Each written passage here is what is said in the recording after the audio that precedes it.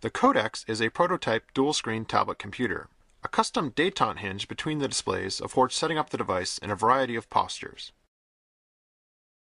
Embedded sensors automatically adjust the displays and the software functionality to suit the resulting task context, whether that means different arrangements for individual work or postures that afford collaborating with another user.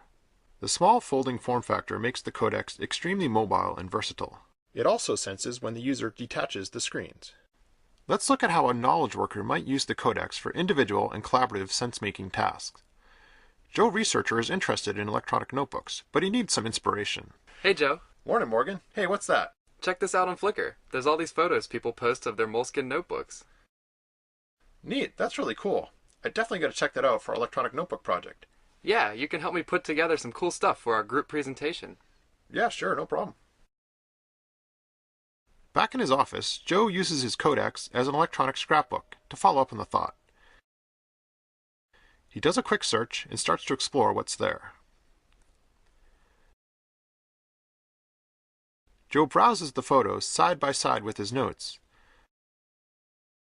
Then he grabs a clipping, all without interrupting his primary note-taking task. Next, Joe decides to review a video that he's got queued up. He's got his Codex paired with his desktop, so he grabs the video onto his notes. He just opens it up from the automatic hyperlink. He pulls out the screen so he can watch it in landscape.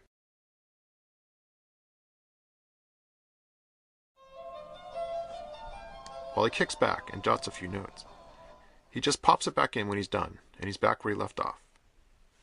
After a couple days, Joe has a bunch of cool stuff. To help organize things, he makes a table of contents, and he pulls in links to all the important pages. Joe can press on a page link to see a preview, or open the link to navigate through the page. The pages show up on the other screen, so he doesn't lose track of the big picture. To make the most of the small screens, Joe puts some details into sidebars. He just lassos what he wants, shrinks it down, and makes it into a sidebar. When he taps on a sidebar, the details are called out on the other screen. Joe sets aside his Codex while he does some other work, but when he stands it up like this, it still functions as an ambient display. One screen keeps him up to date on email, while the other screen shows a continuous slideshow of his note pages. This way, he can continue to mull over his new ideas in the periphery of his attention. Hey Morgan, I gotta tell you, I got a lot of ideas from looking at those photos on Flickr. Really? Yeah, check it out. People do these really cool collages. I like this one.